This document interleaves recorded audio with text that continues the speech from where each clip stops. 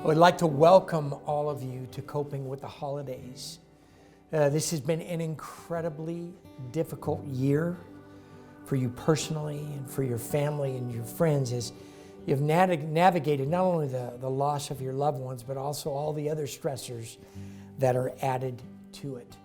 So these next few minutes are going to be very special for us to be able to walk beside you, to comfort you, to guide you, and to give you some tools to help you navigate in moving forward. I know that all of you that have registered have received a book from Dr. Alan Wolfelt. It's called Grief One Day at a Time.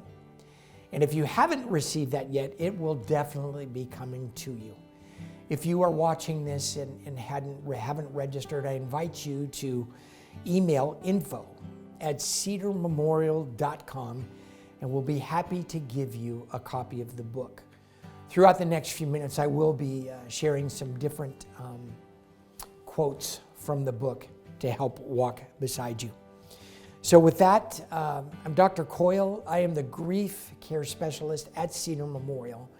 This is an annual event that is very close and very dear to our heart to walk beside you during these difficult times.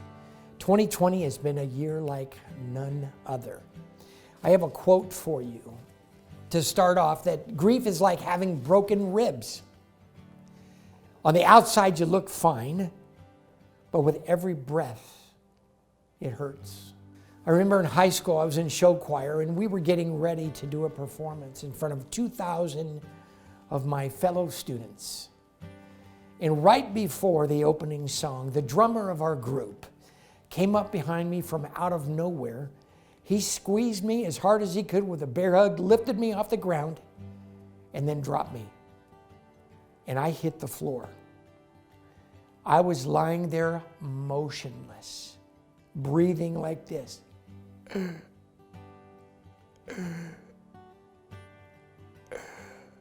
With every breath was excruciating pain. And I remember the first responders coming and the medics as they very carefully put me on a gurney and took me to the hospital. And what I had realized once we got there and they took the x-rays, that I had 4 broken ribs. 2 of the ribs were piercing the lining of my heart. And the reason I share that is because I got in touch with that pain again when my dad died in my arms. And I took his last breath with him, and I was doing everything I could to anticipate it. I was his caregiver, but when he took that last breath, I took one of these with him.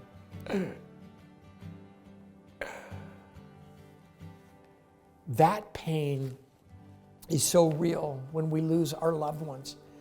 And so when you add the dynamic of the loss of our loved ones with 2020, we have loss of routine. Routine it's like a habit, things that we do regularly over and over. And things aren't the same again. Our routine is gone. Our traditions are gone. I talked to so many families this week that next week during Thanksgiving, they're saying that they're not going to be getting together for the first time ever in the history of their family as a result of the pandemic and the different stressors that are going on. This is a difficult one, the loss of pleasure. I remember I used to do a lot of things with my dad. I played golf with him, and I couldn't play golf with him anymore. But the loss of pleasure, even at this time. My wife and I, to escape, we like to go into movies. We haven't been to a movie since January. Those restaurants that you used to go to, the things that you have enjoyed, and not only with the loss of your loved one, but also trying to navigate the stressors of the times that we're in right now. The most difficult for me is the loss of relationships. This is a very difficult time. I had a very dear friend of mine. I was 3,000 miles away, and a fellow firefighter called me, and he said, "Jim, I wanted to let you know that I have COVID and my wife has COVID." It was so difficult to not be with him. And here's what he shared. My wife's in the hospital. She died within 14 days. He couldn't see her. He was isolated and separated, and his incredible love of his life died without him being there to help transition that.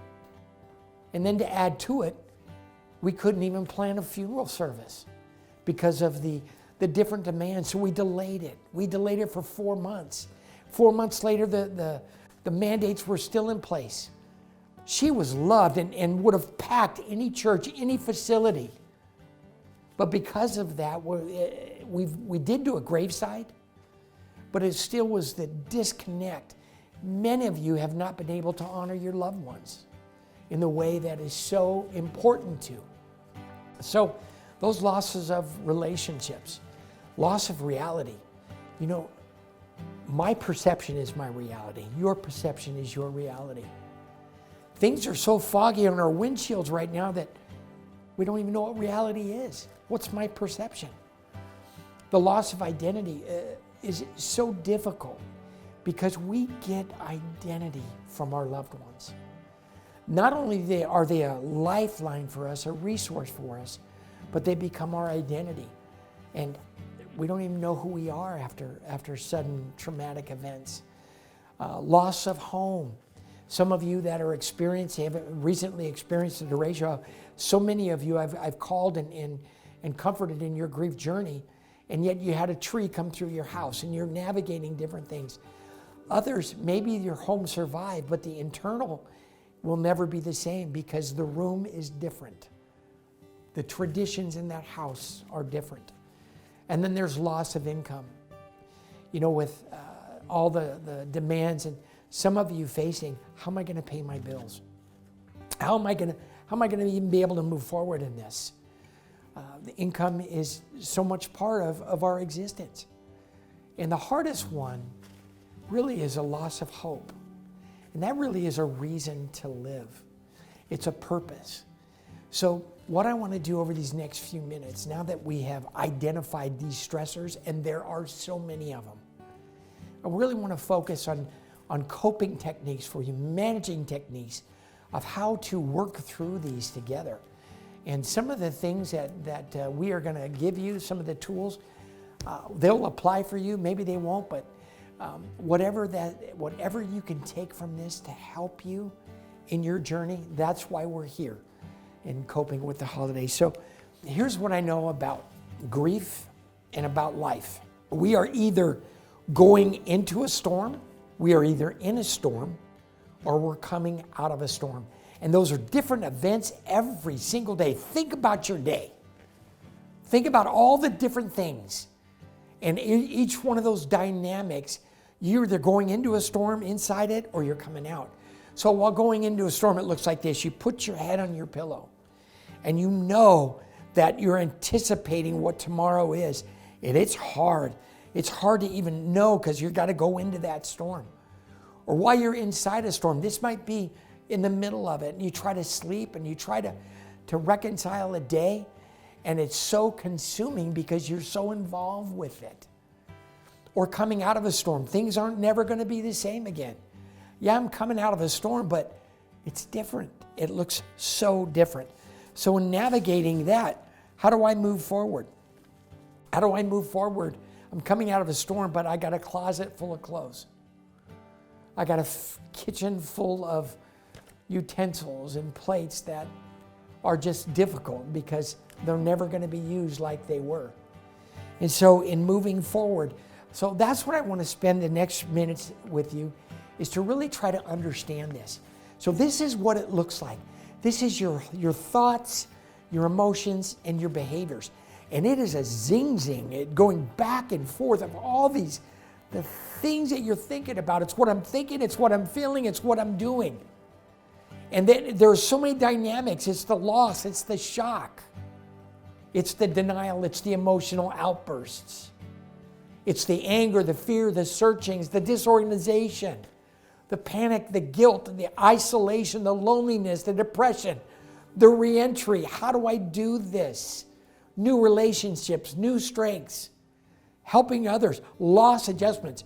I could go on and on and on because these are the things that you're navigating with. These are the things that are in your thoughts, they're in your emotions and in your behaviors. So let's look at how we can learn how to manage the storms of life. What I want to do is I'm going to read a quote out of this book, Grief One Day at a Time, by Dr. Wolfelt. And this is actually today. This is November 15th when we're recording this. On this day, this is what Dr. Wolfelt has to say to us. Stress can destroy much more than just our physical health. Too often it eats away at our hope, it eats away at our belief, and it eats away at our faith.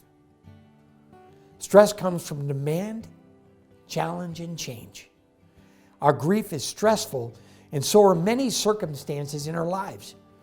We have to grieve right now, but we probably don't have to engage with all of the other stressors. It's sapping our capacity for hope, for belief, and for faith. And now's a good time to make a list of situations and activities that we often find stressful. How many of these things can we eliminate from our daily lives? Let's get started. So today, I will eliminate one stressful thing from my life. And if I feel guilty about it, I'll remember that right now, my hope, my belief, and my faith are more important. So this book will offer us tools. They are daily tools. So I want to talk about going into a storm. This is when we're trying to sleep, and we know that there's an anticipation of something. And that's what holidays are. They're right around the corner. They're right around the corner, and I know we have to bend around that corner. So while we are navigating the apprehensions of moving forward, allow yourself to feel a multitude of emotions. The grief bursts are going to come. They're going to come out of nowhere there. It's like a wave that hits you. I grew up on the ocean, and I was in 3 feet of water, and that water would come and take me. That is a normal and natural part of our grief. And I know that when we land on that beach after that wave, we have sand in places that we never knew existed. It's that deep breath. That pain that is so much there. So ride the wave. Go with it. For every negative thought, replace it with 3 positive ones. I have permission from several of you that are even watching this and being part of this. But I want to share a part of a journey with a mom who lost a son who completed suicide. She had a very difficult time with the images and the bad images. And so it takes coaching. It is hard work to replace negative thoughts with positive ones. And so I began to work with her, and I said, okay, tell me, close your eyes and tell me a little bit about your son. And she went like this. Well, he had great hair. Oh, and he had a great smile. Oh, and his pranks. Oh, he had the best pranks. I said, tell me about him. And she kept her eyes closed, and she began to relive those. And so with every negative thought, it's so important to try to replace those with 3 positive ones. Know that crying is okay. The holidays are everywhere, and who knows what's going to trigger a cry fest. It's okay to cry even if you're in the sock aisle at Target. I love this quote. The most painful tears are not the ones that fall from your eyes and over your face. It's the ones that fall from your heart and they cover your soul. I want to read another excerpt from Dr. Wolfelt's book, Grief One Day at a Time. And if you do have your book, this one is on April 6th. And I'll read it for you. There's sacredness in tears. They're not the mark of weakness, but of power. They speak more eloquently than 10,000 tongues. They are messengers of overwhelming grief, an unspeakable love, and that is a quote by Washington Irving.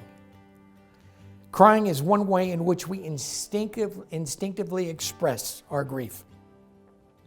Our tears cleanse our bodies, our minds, and our spirits. Emotional tears carry out stress hormones and other toxins like a river of relief. Tears also stimulate the release of our feel-good hormones, and those are called endorphins, and they help us feel better after a good cry. And so we must give ourselves permission to cry, and so often as much as we need to. And if we feel like sobbing or wailing, we must sob or wail. Our bodies know how to mourn. So when I feel tears gathering, I will allow them to spill, because my body has healing wisdom. Next thing I want to talk about is the fragility of your heart, of your emotions, and your actions. Many of you have seen a fragile sign delivered to your doorstep. Well, I want you to put a fragile sign on your thoughts. Put a fragile sign on your emotions. And put a fragile sign on your actions. Because this is a very, very difficult time for you. So cover your head, cover your heart, cover your hands, physically, emotionally, spiritually, cognitively, socially, anything that you can. Take care of your fragile state. Set realistic expectations for yourself rather than having others set them for you. And that's a difficult one, especially with the holidays so close. Grief is a process, it's not an event. Be patient, be tolerable with yourself. Your life has changed forever and will need your patience with that. So now I want to talk about inside the storm. We just covered going into it. Inside it, this is a tough one. Make quiet time for yourself. These holidays are hectic. They're filled with all kinds of things. Make quiet time to either write, meditate, listen to music. I know music is very, very dear to me. It helps me so much. Music washes away the dust on my soul. So surround yourself also with people who love and support you without trying to fix you. Spend more time with the helpers and less time with the stressors. Be flexible, because not everybody is going to be grieving the same way. Everybody's grief journey is so unique and different to them personally. So be flexible. Other people may want you to spend holidays the way that they need you to for them. That may not match how you need to spend your holidays. Be honest. Tell people what you do, want to do, and what you don't want to do for the holidays. Be authentic, be real, and ignore the people who want to tell you what you should do for the holiday. That's a tough one, because some of those people are in our very inner circle, and they're going to tell you what to do. Ignore them. You need to listen to yourself right now. You need to trust yourself, and then be honest and communicate with your family and do what is going to work for you at this moment, at this time. Ask for help, even if people aren't offering it. This can be super hard if you are a person that's not your style. It's important. Ask others to help you cook. Ask others to help you shop. Ask others to help you decorate. Or just ask others to leave you alone. Talk to them. And just, again, be so real. I love this quote from Charlie Brown. A friend who understands your tears is much more valuable than a lot of friends who only know your smile. So there's 2 times of day when we're in the storm. There's nighttime and there's daytime. And it's very difficult because when it's dark and the lights are out and it is very, very dark, it's so hard to be able to navigate and manage the night. During the duration here in Cedar Rapids, I talked to several people that told me when all the power was out and it was dark, that it was the first time that they saw stars like that. First time they've seen the Milky Way.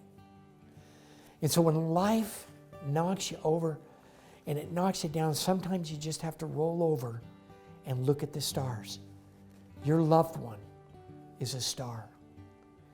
So somehow, some way, allow that light to help you in your darkness as you look up and see the star. And I love this quote. It used to be my favorite cartoons growing up. If heaven is that pretty on the bottom, think how it must be on the top. And then we have the day. And this is a tough one, managing the day. Allow yourself to treasure the memories and be open to sharing them with others who can share them with you. I encourage you, I did this for a very dear friend of mine who lost his mom very recently. And I gave them a memory box. And the directions were in the memory box. I want you to write down memories, fond things that you can remember. Put them in the box, put them in the stocking.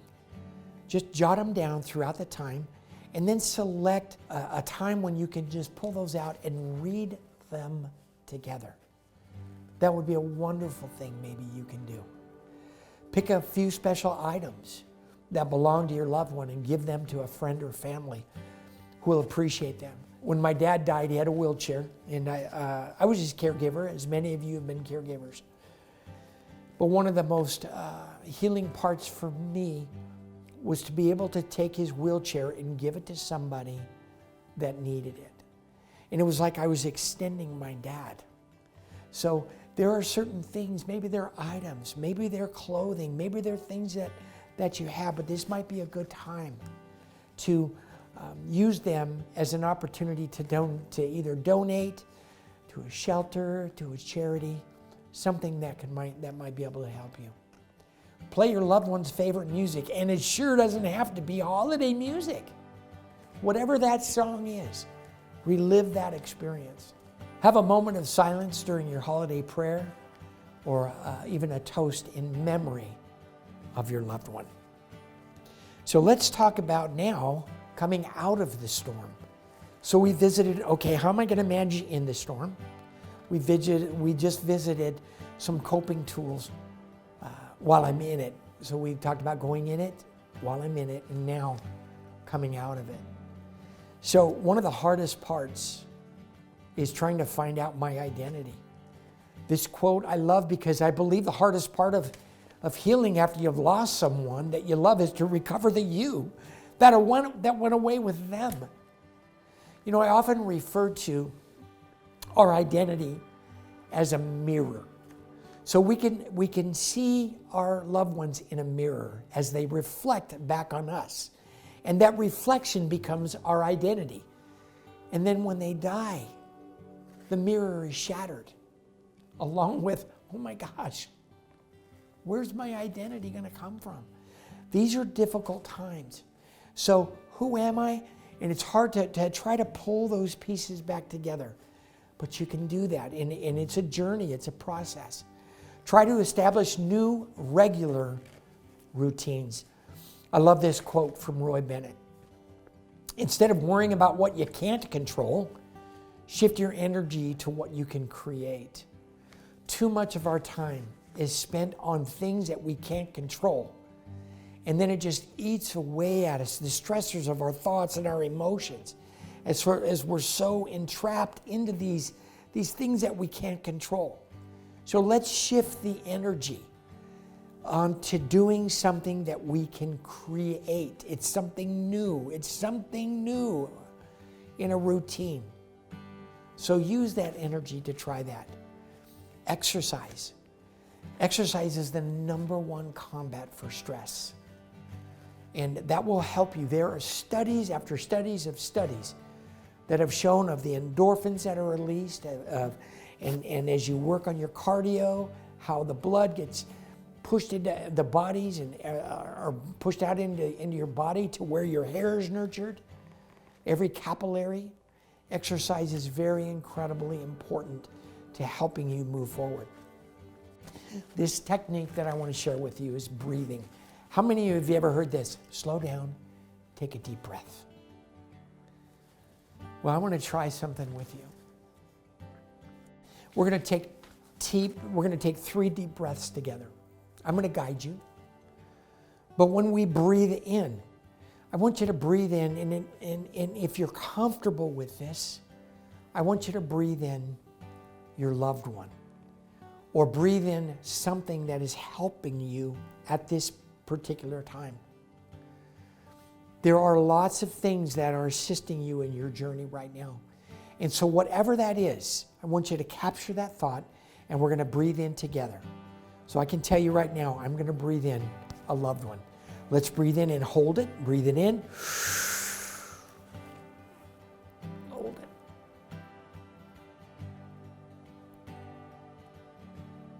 And release every bit of it. Push it all out, all of it.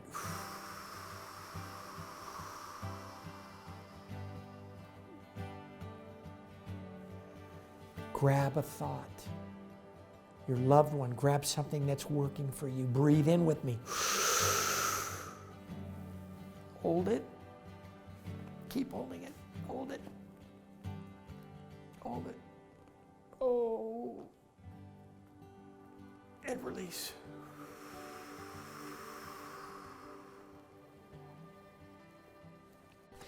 This last breath, I'm going to grab a thought with you.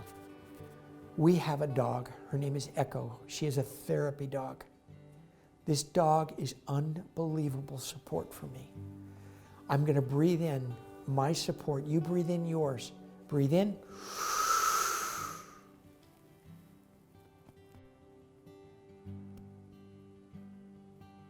And exhale, push it all out.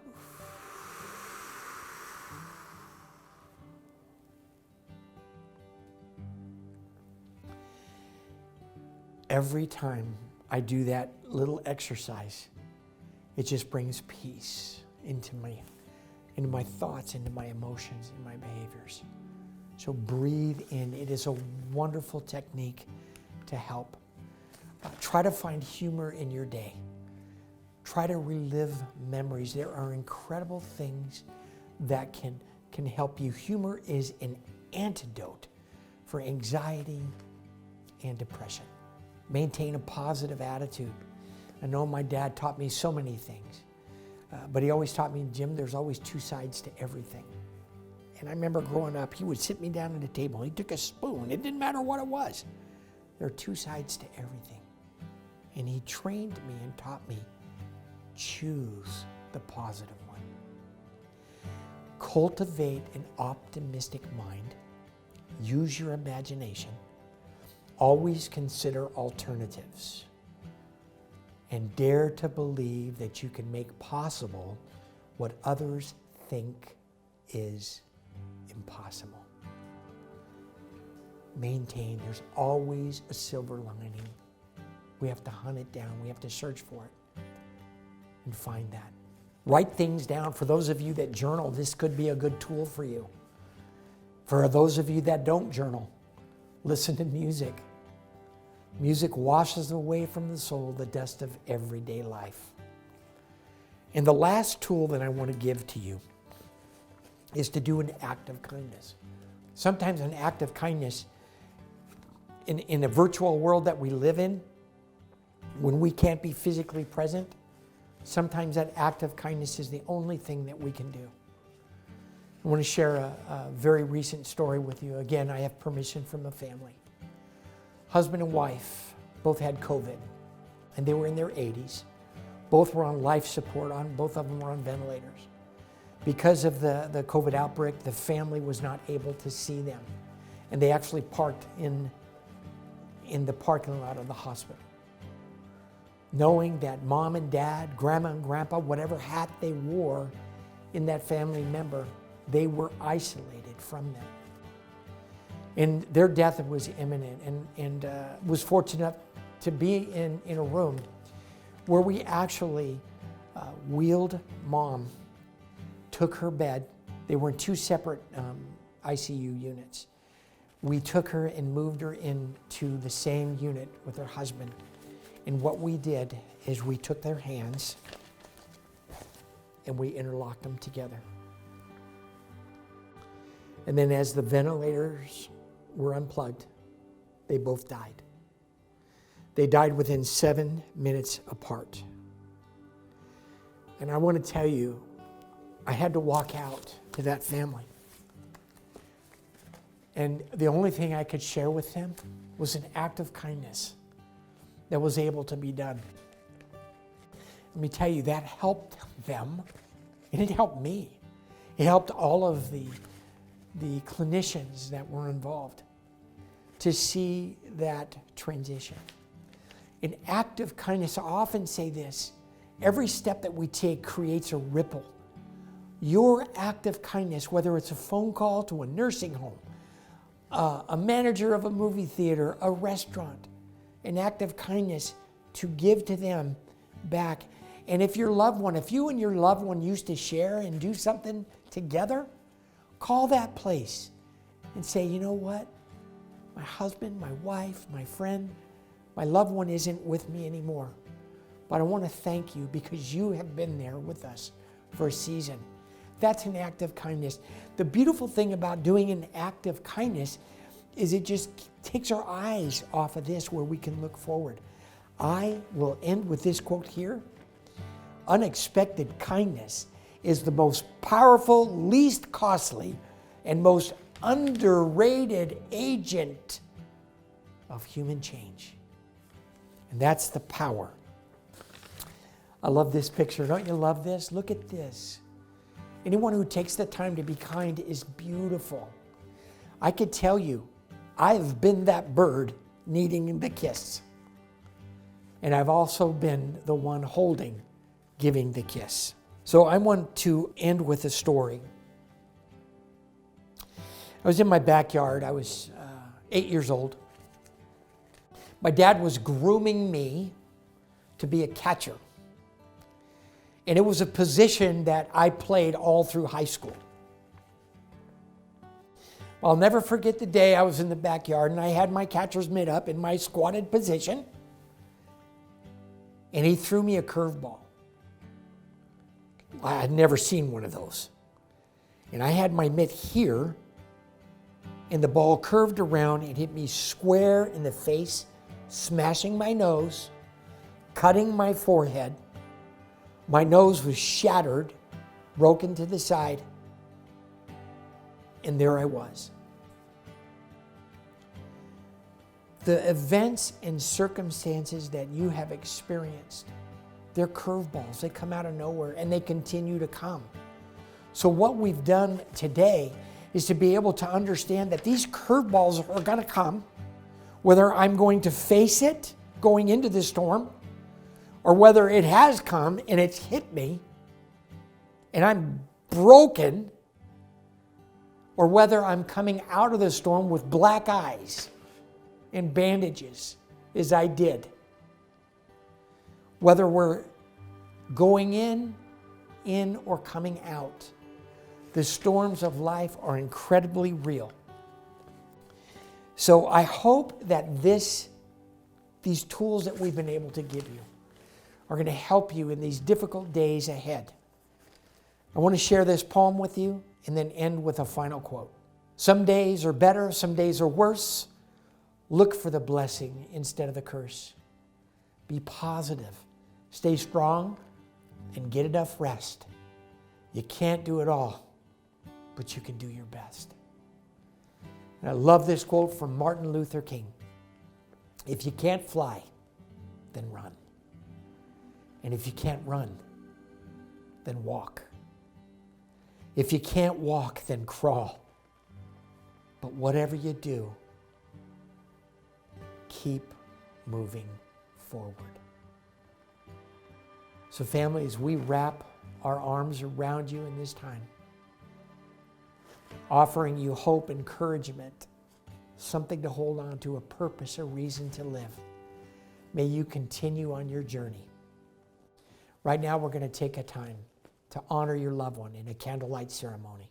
Whether you're grieving the loss of someone you loved dearly, or dealing with depression, or going through the loss of a job or a divorce, we want to take some time right now to acknowledge the grief and pain you and so many others are feeling as we approach the holidays.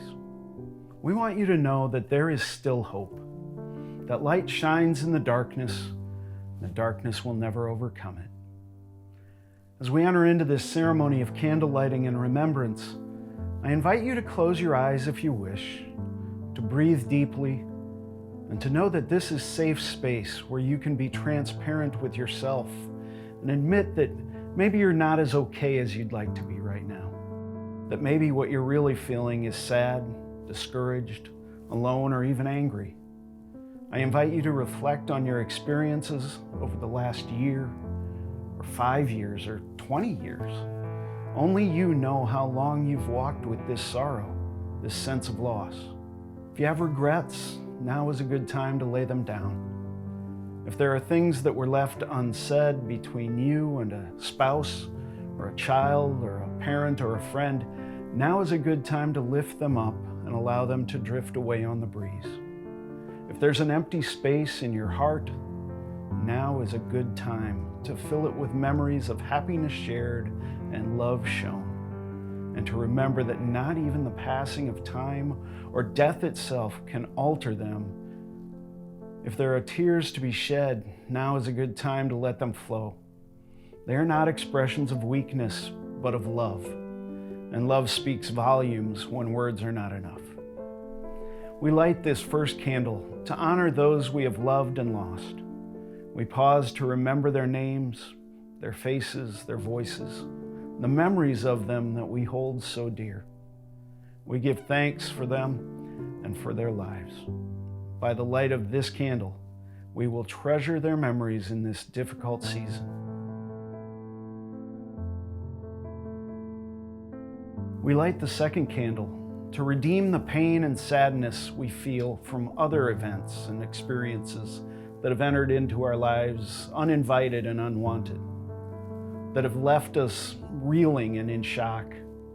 The loss of relationships or health or independence or freedom, the loss of a job or security or confidence. We light this candle for plans that did not work out or hopes and dreams that ended in despair. With this candle, we will light our way forward, and by its light, we will commit to living life as best we can. We light this third candle to represent the courage it has taken to face each new day, to acknowledge our sadness, to share our brokenness with others, to own our feelings of doubt and fear and anger, frustration and pain. Even in the darkest of nights, we will let this light shine and we will dare to hope.